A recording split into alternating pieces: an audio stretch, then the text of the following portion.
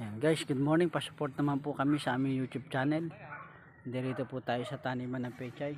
Yan.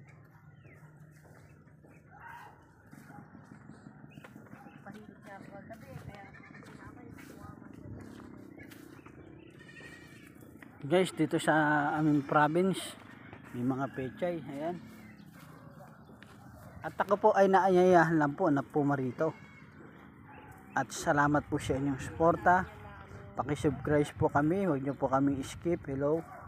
Ayan.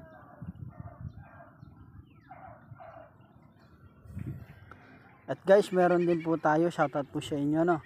Meron din po tayong Rolando account na profile account at saka Junjun Vlog. Passport po kami. Ayan po.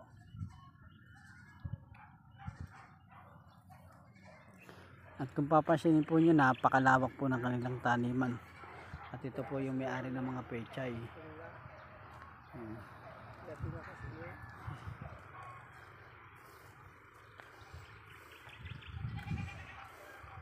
At ito naman po yung pinalalaki na pechay. Nailipat na po nila yan.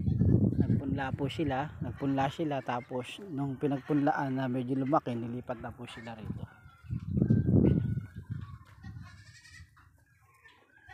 Kaya guys, salamat po sa inyo, no. Yan yung pagsuporta sa amin.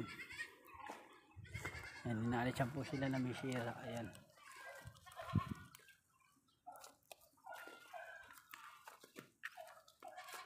Pag pangit kasi ang punla mo, pangit din talaga. Kaya hinat na, no, magiging bunga, no. Wala lang naman kasi yung tira-tirahan doon yung nakuha ko yun. Butas mo. Na-sprayan yan pa. Ano ka dyan, tapos hindi ka magbukas.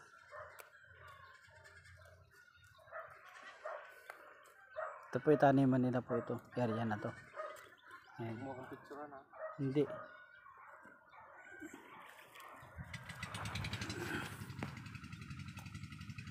Ayan. Guys, inalis nila yung ganito, oh.